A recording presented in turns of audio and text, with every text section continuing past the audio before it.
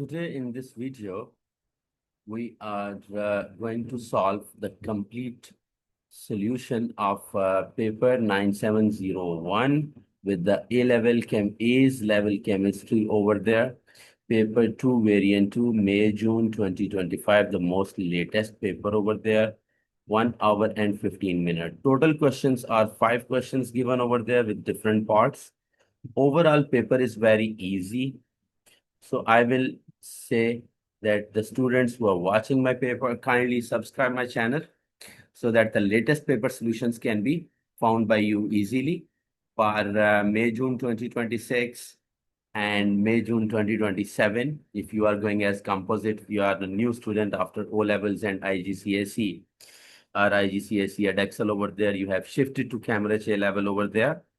Let's move towards this paper. This is a structured questions paper. And if we talk about it, we will simply say here, it is 60 marks question paper.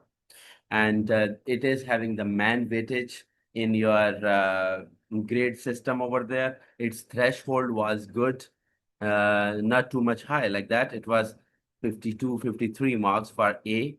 And overall, it was easy paper. Let's move to question number 1 over there. Diamond and graphite both are crystalline solids made from carbon atoms, okay? Graphite conducts electricity. Diamond does not conduct electricity. As we know, that graphite has trigonal structure over there in the form of parallel layers. Free electrons are available over there and they help. That is only non-metal which is going to help for electricity. That is allotropic form of carbon also, and diamond is having the tetrahedral structure over there, is not having any free electron and it does not conduct electricity. Name the type of lattice structures present in crystalline solids, diamond and graphite. So we can say here it is a molecular structure about which I can say it is giant molecular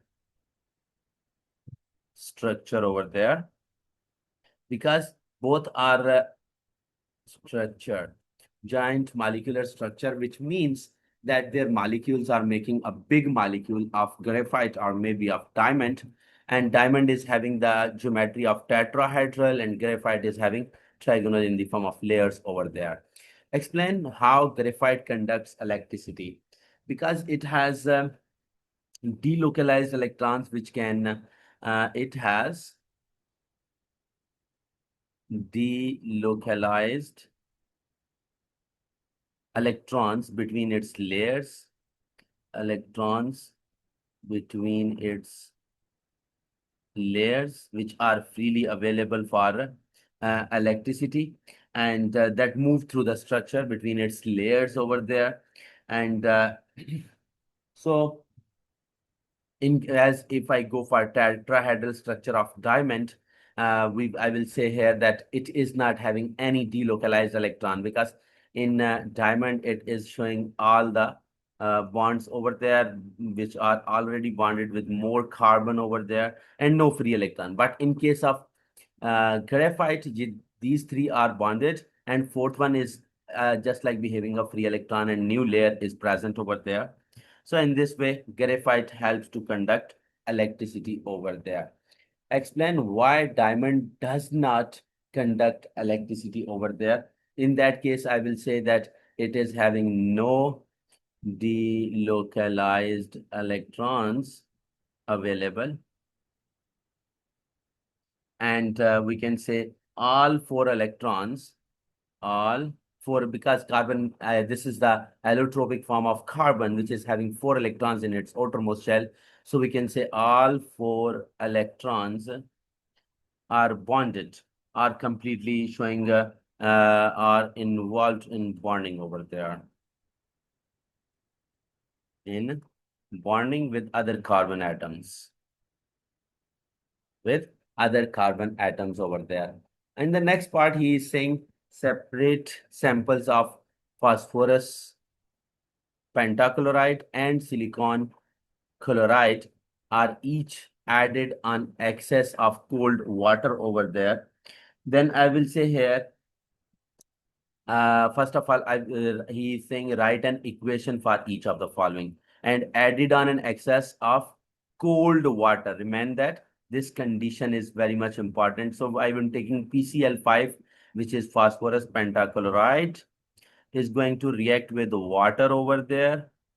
We should remember that it is giving us phosphoric acid, H3PO4, with its HCl to be shown as the complete products over there. If I'm going towards balancing it, I will say here that 3 and 1, 4 hydrogen are here. Here are only 2. So 3, 1, 4, it means I should go for 4 to the 8. So it will be 4 here and 4, 3 is here. I am taking 5 here because Cl is 5 also there. So now it is little bit balanced over there. That was the first equation for phosphorus pentachloride. Now I will have to move for silicon chloride. As I know that silicon belonging from the fourth group, so it is SiCl4 is going to react with water. Then it is going to produce its compound, first of all, SiO2 silica plus HCl over there. If we are going to balance this, Si is 1, 1, Cl is 4, so it should be 4 there. Hydrogen is disturbed little bit now. Hydrogen and oxygen is also available over there. So hydrogen is 4, backside is having 2 only, so I will give 2 here. Oxygen is 2, so it is balanced over there. All right, let's move to the conditions which he is asking here. Describe the appearance of phosphorus pentachloride and silicon chloride, tetrachloride like that at a room temperature over there. All right, phosphorus pentachloride at room temperature will be given as a white yellow solid over there. Remember that it will give as white or yellow, little bit creamy white like that, yellow.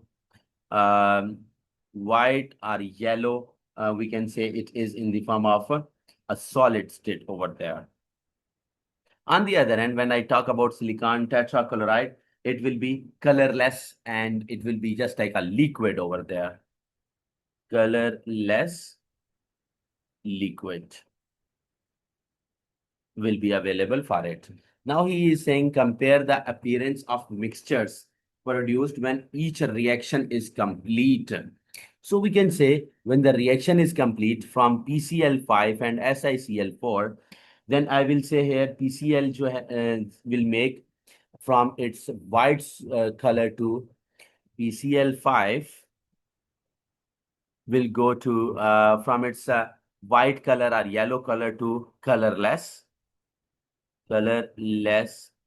solution in the form of, we can say, it is going to take its solution, which will be having some, we can say, about H3O4, H3PO4 and 5HCl. That should be both acids and that will be clear and colorless, while SiCl4, which is being taken, will become SiCl4 will be converted into white PPT. Okay, it will be formed white PPT, which will be start to settle down in the base of the solution over there. And in the colorless solution, it will be done for it. Let's move to the next. What he is asking, some oxides are amphoteric. What is meant by amphoteric? Amphoteric means those which have, when they react, amphoteric are those oxides, when they react with acid, when they react with acid, they behave as base. They behave as base and behave as acid when they react with base over there. So they can behave most both base and acid over there. It is the proper definition of amphoteric oxides over there. Identify the formula of period 3 oxide, that is amphoteric. Period 3, it means it's talking hydrogen, lithium, and then we can say it is beryllium over there. Hydrogen, lithium, and sodium. Sodium is the third period, okay? And according to sodium, if we just observe in periodic table over there, that is alumina. Aluminium is available in the third period. Al2O3 should be taken. Boron should not be taken as the second period over there. After that, he is saying here, the melting points of different oxides are shown below. All right. Oxides, these forces of attraction broken during melting over there. SO2 will be, we can say, will be related to uh, hydrogen bonding. Hydrogen bonds will be broken down during its melting over there, or hydrogen bonding can also be named as. And water melting point is 0 degrees centigrade, and it is liquid at room temperature. Then I will say here that that it is going to break its hydrogen bonding over there also. Hydrogen bondings.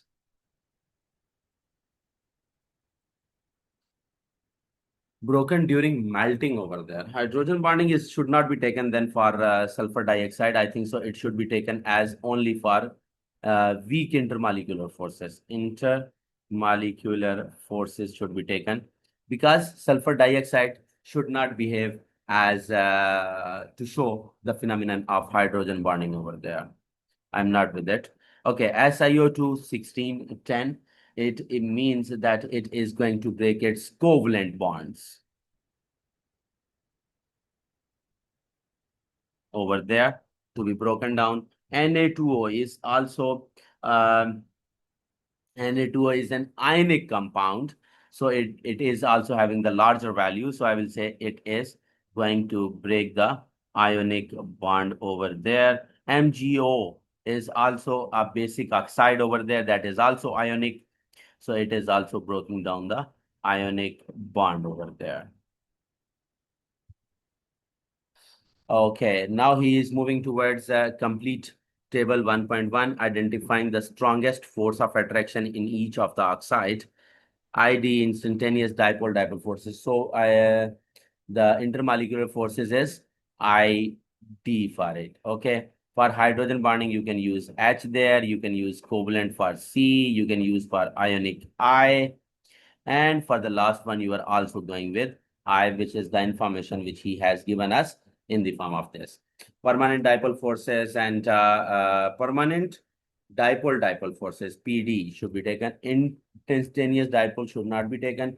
So it is going towards permanent dipole forces are present in case of sulfur dioxide gas over there. Let's move to the next question over there. He is saying a student suggests the following hypothesis: the stronger the covalent bond between the atoms in a non-metal oxides, the higher the melting point. So use the table 1.1, deduce if the hypothesis is true or false. If there is not enough information to make the conclusion, explain your answer. So I will say here that if I look here, that SO2 and H2O break intermolecular forces. I will say here SO2 and H2O break intermolecular forces. So we can say that SO2 and water don't break their covalent bonds. So SO2 and water don't break their covalent bonds over there, as he said, to discuss only the non-metal oxide. So I took water and sulfur dioxide, while SiO2 breaks covalent bonds only, while SiO2 breaks its covalent bonds only. Covalent bonds only.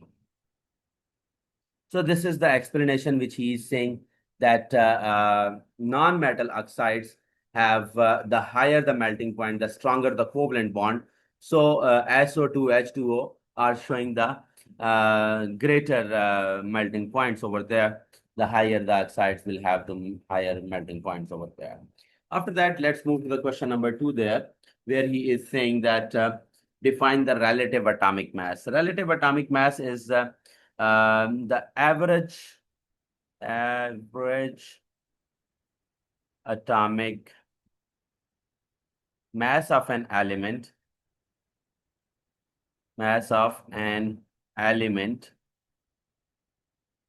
uh, which is obtained, which of an element, average atomic mass of an element obtained by getting percentage of relative abundance of that isotope over there, of its isotopes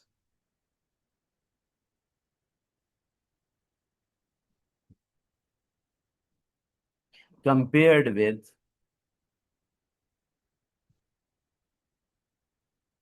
1/12 of carbon-12 isotopes.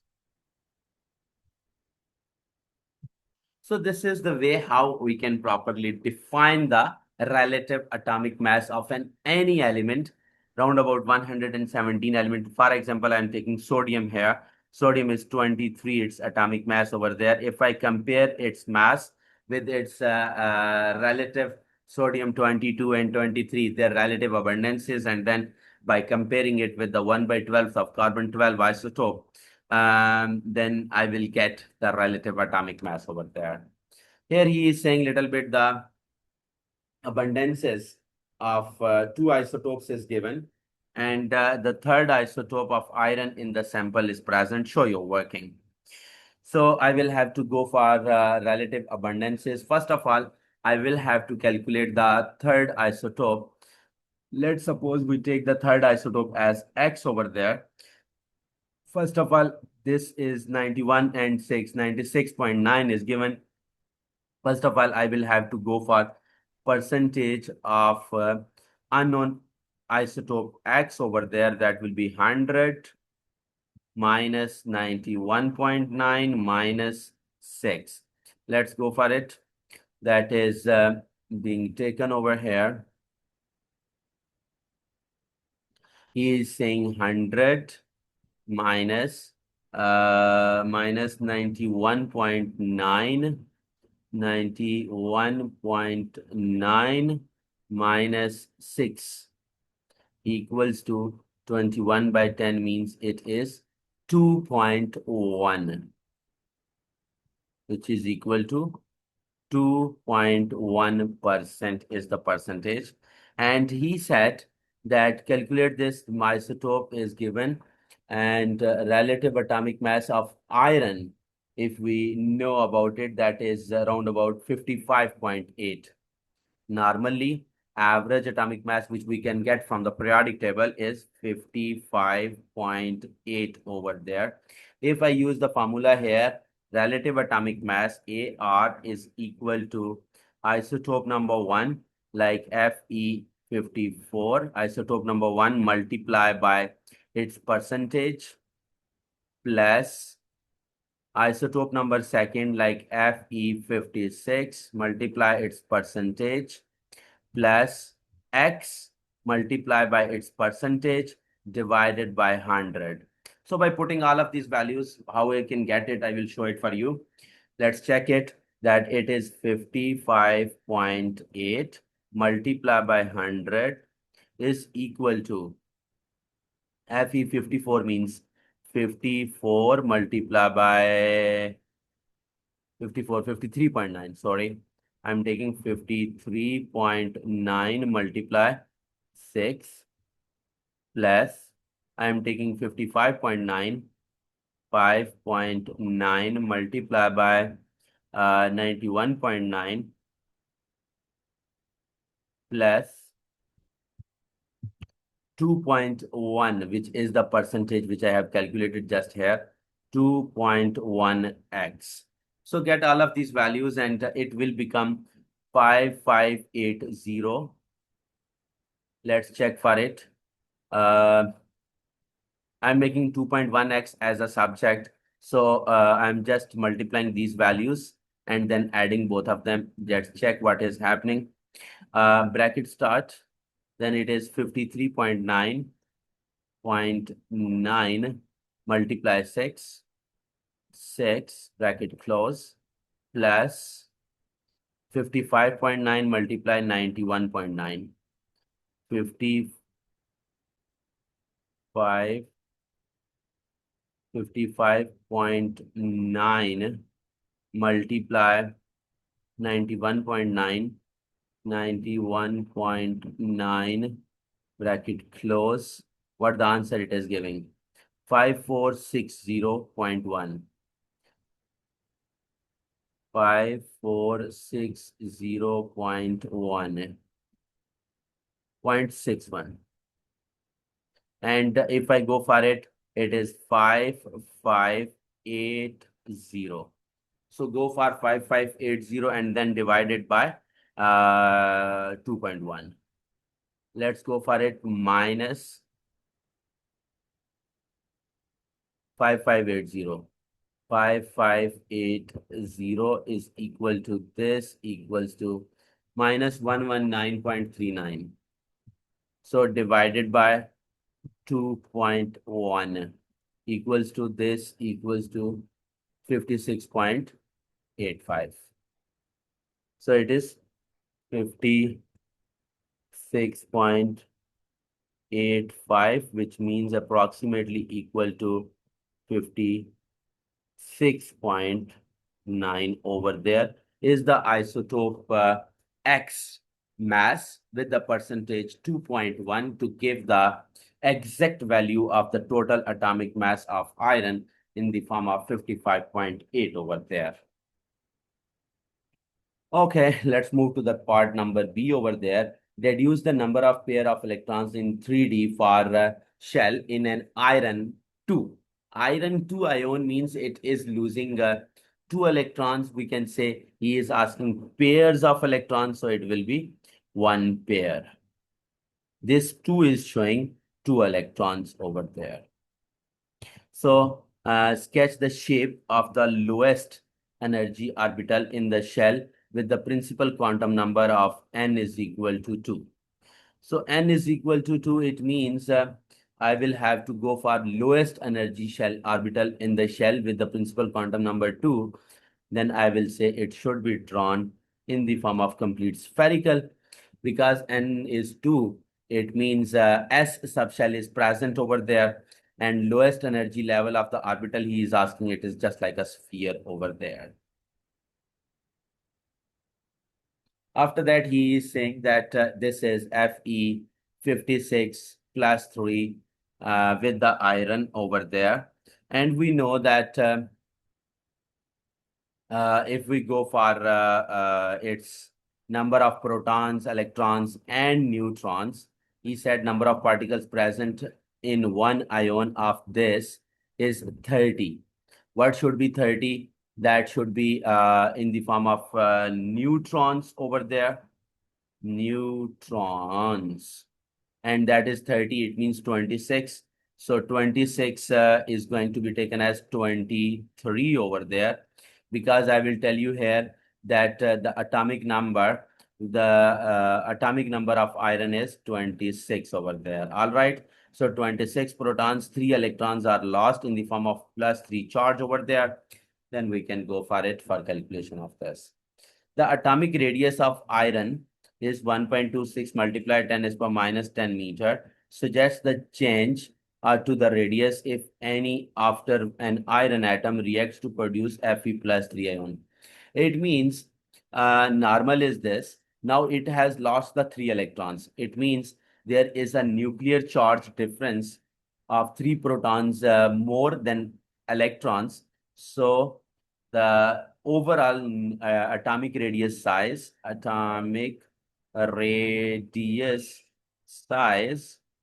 will decrease because more number of protons or more nuclear charge is present in nucleus to attract more strongly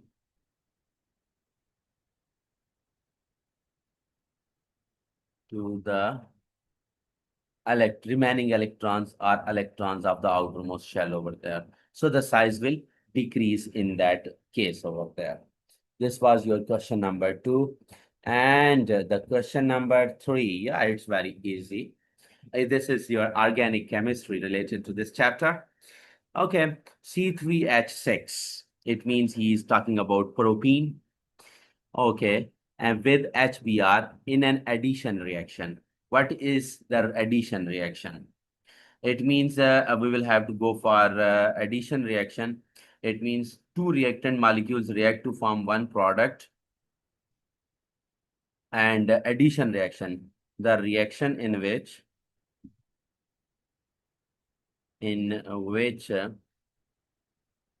the atoms are added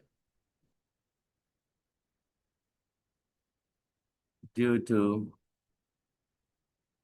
unsaturation of carbon to carbon double bond. So new atoms are added.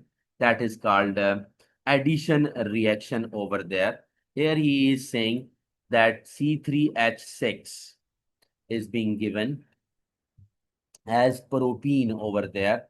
And he is saying show that the mechanism for the addition reaction of propene and HBr to produce 2-bromopropane. Okay, 2-bromopropane include the changes of the dipoles over there in the form of lone pairs of electrons and curly arrows. Okay, then it will be, I will say here, hydrogen will be going with the partial positive, Br is going with partial negative.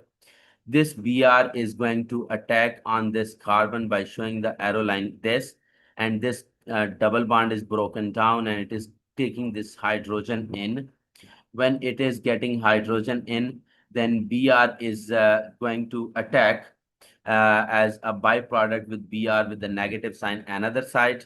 So that will be again going towards it. So I will say here CH3 with single bond C, and this is H.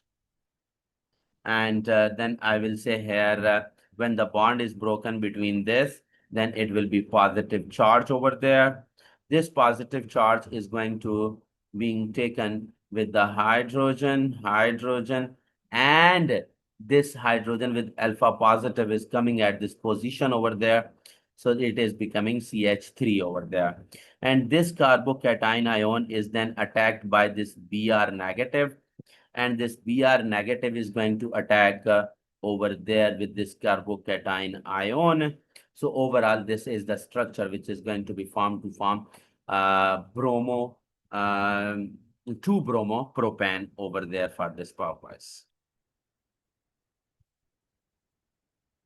Explain why the major product of this reaction is 2-bromopropane rather than 1-bromopropane. So the reason is we can say if we want to 2-bromopropane, then it will be made from more stable carbocation ion due to positive inductive effect of more alkyl groups attached to the central carbon atom over there. I will say here 2-bromopropane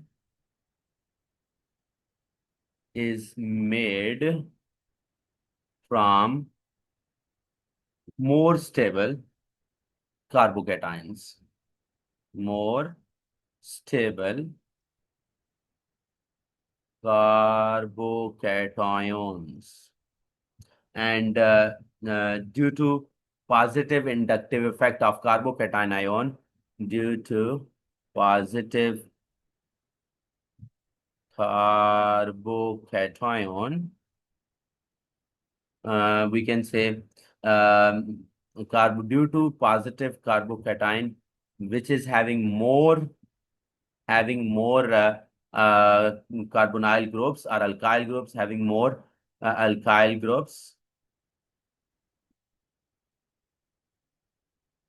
attached to groups attached to central carbon atom over there. Okay, now he is saying that hydrogen and nickel are added to alkene to show the concentration X changes over there. Like concentration of X with time, alkene is decreasing, and 3.2, identify the limiting reagent of this reaction. Explain your answer. Limiting reactant. I think so. Hydrogen is finished, or some alkene left over at the end of the reaction over there. So we can, what we will say, because we have the concentration of X, means some concentration of X is present still now. So identify the limiting reagent of X. If I say hydrogen is finished, I can say hydrogen or ethene is 100% finished, is 100% finished. Or we can say from the graph results, like it will stop when the gradient is getting equal to 0, because y is not changing now. X is even though changing, and gradient of this graph at this value which I marked over here is equal to 0, then we can say reaction is completed over there. No more products are being produced from these reactants over there. Describe how this gradient changes. Describe how these gradients are changing as the reaction proceeds. State what this shows over there. So I will say here, rate of reaction, if I say according to gradient, it is going to become less steep over there. Then I will say rate decreases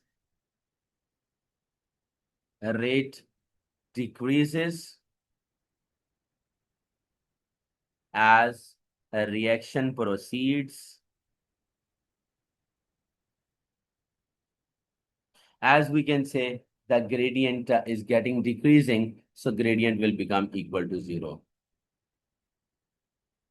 Then no more reactants are being converted into products over there.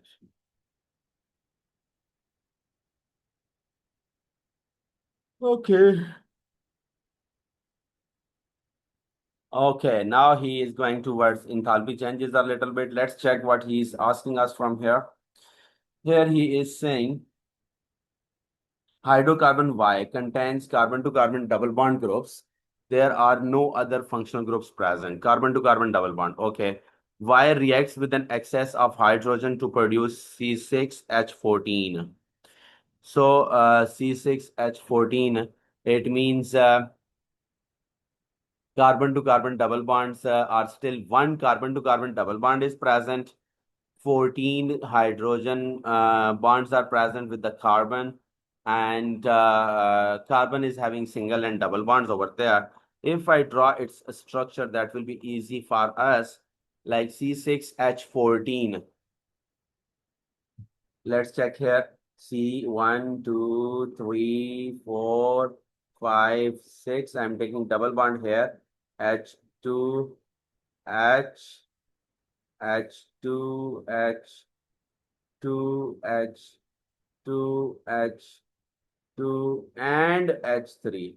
How many hydrogens are there? 3 to 5 to 7 to 9 to 11, 12 to 14. Total 14 hydrogen bonds are present. And in that case, we can say here that it is more taking into account. So there are 14 hydrogen bonds are present over there. So after that, if I observe how many carbon bonds, there are five carbon to hydrogen bonds are present over there, which we can say should be gone over there. And if it is this is an alkane which is going to be produced over there, then bond forms are going to enhance over there because double bond is broken down with the addition of two more hydrogen bonds. So hydrogen to hydrogen bonds will be taken into account. So let's go with it, which the information which he has given us over there in the form of bond breaking and bond formation over there. So bond breaking, when it is going on, then I will say it is being taken 2 into 610 from carbon to carbon double bonds should be broken down. 610 over there. Okay. After that, he is saying over there two hydrogen bonds, like 2H2 molecules are being adding over there because it is two hydrogen bonds is also being divided. So it is 2 into 436. After that, I am saying 10 bonds are being broken down for CH plus 10 bonds for CH. 10 into CH bonds are how much? That is 410 over there. These are all bonds broken over there. Then he is saying over here, carbon to carbon, three bonds are broken down. Then it is plus 3 into 400, 350. 350 bonds over there. This was the values which he has taken over there in the form of bond breaking. On the other end, when bond formation is going on, bond breaking and bond formation subtraction over there minus should be taken with the 14 hydrogens, 14 into 410 carbon to hydrogen. Carbon to hydrogen is being taken and minus 2 into 350 also will be taken. If you make this complex structure, you can easily identify it. And by adding all of these values and getting my final answers, then I will get here minus 248. Remember that, use the calculator, you will get the exact answer easily. It is only for 2 marks. So try to be taking into account all the values properly in the form of bond formation and bond breaking over there. Okay. Here he is saying hydrocarbon Y reacts with hydrogen, all right. Shows the distribution of energies over there of hydrogen at temperature T, all right. This is shown. And he is saying area A represents the number of molecules with energy greater than or equal to activation energy at temperature T. All right. But he is asking, annotate the figure 3.3 that the effect of adding nickel to hydrogen. So it will increase its number of molecules over there, and that will come more number of molecules will be taken because activation energy is going to be increased and more effective molecules should be present over there for showing effective collisions to give the products. Area B, not labeled on figure, represents the number of molecules with energy greater than or equal to activation energy with the when nickel is catalyst. So this is region B, which I have mentioned over here. Here he is saying show the difference, if any, between A and B. Explain the significance of your answer on the rate of hydrogenation of Y. Give your answer in terms of collision over there. So if I say here that area B is larger, yes, okay, and area B is larger than area A,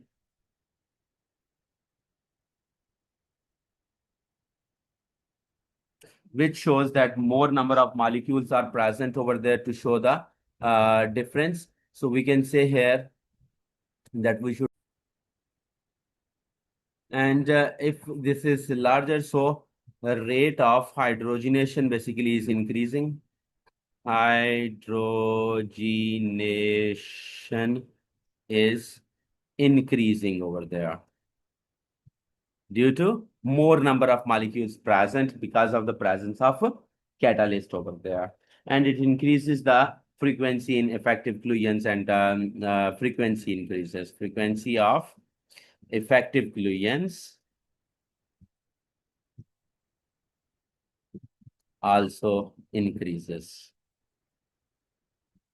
Let's move to the part E over there, where he is saying us alkene Z contains two carbon to carbon double bonds. Z reacts with an excess of hot concentrated acidified KMnO4 to produce only acetone, carboxylic acid, carbon dioxide, and water. Suggest the structure Z over there. So it is having how many carbon atoms it is giving? 1, 2, 3 maximum. 1, 2, and 3. It means 3 carbon atoms are being given. So it should must have at least 5 carbon atoms there because he is breaking down in the form of this. So it is 1, 2, 3, 4, 5. Carbon to carbon double bond, as he said, it contains in the form of Z. And remaining hydrogens, I'm just trying to fulfill them. So I will say here CH2. Then I will say here carbon to carbon double bond. And there will be only one H, then single bond. Then I am saying here carbon to hydrogen double with 2 hydrogen atoms with this. And here the last C is having 1, 2, 3. So it is having only one hydrogen there to complete its valency. On the other end, then the last C, I don't want to take CH2 like that. I'm saying that it is CH3, CH3, so that you can properly judge how double bond are going to exist, and you are getting the structure of C. Why I said so? Why I tried to make like this? If I just observe here, like CH3 is on both sides. So one can be obtained by adding hydrogen, other side should always be having by itself. And if I am saying that I am adding COOH, and on both sides over there, both sides should be added over there, and CH2 in the center one is present over there. So this is your organic chemistry question over there, which was overall easy, but later one very comprehensive over there. Propanoic acid reacts with reducing agent Q to produce propan 1-ol. Okay, propan 1-ol. So just the formula of the reducing agent. Always remember that for oxidizing agent, we use potassium dichromate acidified, or we use KMnO4 acidified. But in case of reducing agent, we use lithium, aluminium, tetrahydride. This is the reducing agent whenever you are going to go for any organic compound over there. After that, he is saying that complete the equation for the reduction over there is being shown. All right. Here it is CH3COOH. I'm taking just one molecule over here. How many hydrogens should be added? As we know, they are going to react with propan 1-ol. So propan 1-ol, it means CH3, CH2, CH2 propanol OH plus water will be there. Water will be there. If I just observe that how many hydrogen more are added into it, so CH3, and 2 hydrogen more here, and H2O, 1 hydrogen for that one. So total there are 4 hydrogens should be involved over there. So this was your balanced chemical equation, which is being shown in the form of products over there. After that, he is saying propan 1-ol is converted to compound T over there in a 3-step synthesis. In step 1, SOCl2 is added. Okay. Then when SOCl is added over there, then we can say it should be removed by using. In step 2, E reacts with suitable reagent to produce butane nitrile over there. All right. Then he is saying that in step 3, butane nitrile is heated with NaOH. Name the type of reaction that occurs in step 1. SOCl2 is added to propan 1-ol to produce compound E. Means SOCl2 is added into propan 1-ol. Then I will say here Cl is going to replace OL group over there. And this is being converted in the form of a substitution reaction over there. Substitution reaction over there. That is the step one over there. After that, he is saying identify the reagent and conditions required in step two. He reacts with suitable reagent to produce butane nitrile. So it should be KCN, potassium cyanide, or hydrogen cyanide can also be taken as in ethanol and heat over there. In ethanol and heat will be provided, or it will be giving the high temperature over there. So KCN or hydrogen cyanide to be used to get nitrile compound over there. So it is the identification for adding the nitrile group. Construct an equation to describe the reaction between butane nitrile with NaOH. Oh, that's easy. Butane nitrile means I will have to go for with CH3 CH2, CH2. So it is done. Butane nitrile, so CN, is going to react with NaOH, NaOH, and I'm using this NaOH in the form of aqueous, so I'm using here water. I'm getting water. That this OH group should be added in the form of COO with salt formation with ammonia over there. So I can write it in the form of CH3, CH2, CH2, COO, and A. This is negative, this is positive over there. And I am getting here ammonia there. And I can also tell you here, if you are using the same criteria for water, there is possibility that you can get salt and ammonium hydroxide because of the excess of water over there. After that, he is saying name the type of reaction that occurs in step 3 over there. Step 3 is basically, we can say it is a hydrolysis. Like this is the broken down and making a new species over there. So it is hydrolysis. Breaking down of this complex compound in the presence of water is called hydrolysis, but it is little bit alkaline due to alkali solution over there. That is alkaline hydrolysis should be taken into account. C compound he is saying over here, compound ABC belong to alcohol homologous series, all right. Each molecule ABC contains saturated carbon atoms, carbon to carbon single bond. Identify the type of hybridizations in the saturated. Saturated is sp3 hybridization, where 4 sp3 orbitals are going to be available for the reaction over there. And then he is saying identify the gas produced when sodium is added to separate samples of each alcohol. Then alcohol will behave as base and metals are going to react with it. Then definitely hydrogen gas will be evolved over there. Hydrogen gas. This is just like a physical chemistry, mineral, acid, and bases going to react with some metal, and salt is going to be produced, and you are getting hydrogen gas to be evolved over there. After that, he is saying describe the role of sodium when it reacts with alcohols.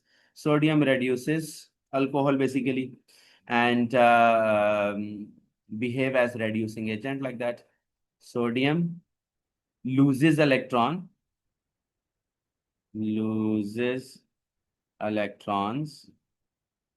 That is oxidation for itself, oxidation for the sodium over there. So it is behaving as a reducing agent for alcohol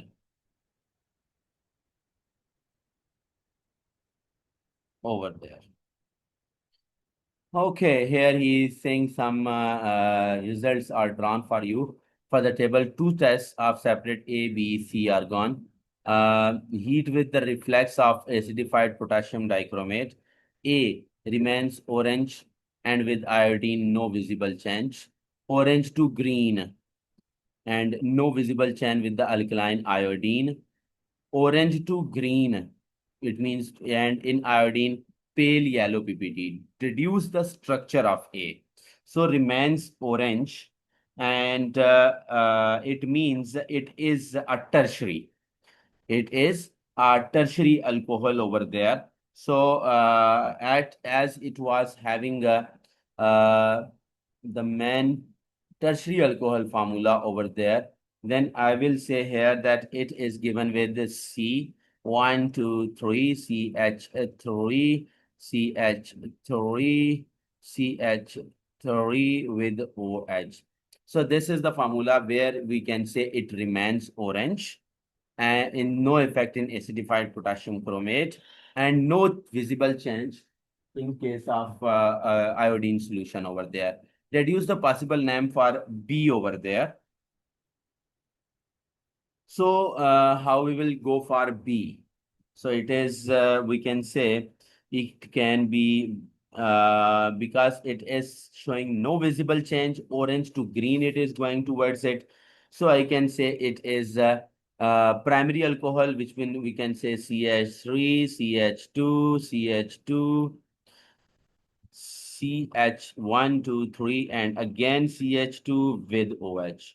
So it can be propane 1-ol, butane 1-ol, sorry. And reduce the identifier C over there. Orange to green. Okay, orange to green and pale yellow PPT. Then this is also alcohol, but it will be having its structure like butane 2-ol like that. CH3, CH2 with CH with OH, and ending is also attached with CH3 over there. So these were little bit identifications of primary, secondary, and tertiary alcohols, and branch chain alcohols also being taken into account. Okay, today this is the last question for the paper over there, where he is saying structure of vitamin C is shown over there. Deduce the empirical formula of vitamin C over there. Empirical formula. OH is available. So in every case, I will say here 1, 2, 3. C3, H, double bond. Okay. With H4, and O is how many for every carbon? 1, 2, 3.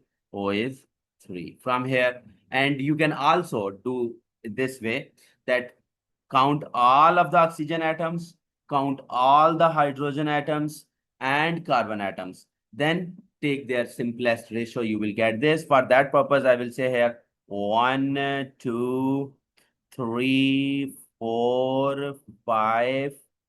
Any carbon anywhere else? 1, 2, 3, 4, 5. C5. How many oxygen are there? 1, 2, 3, 4, 5, 6. 6 oxygen is there. And then how many are there in the form of hydrogen? 1 is attached. Okay. 1, 2, 3, 4, and 5 is attached over there. So we can take here from the simplest form of this value, where we can say by taking into the form of simplest ratio, then we can get C3H4O3.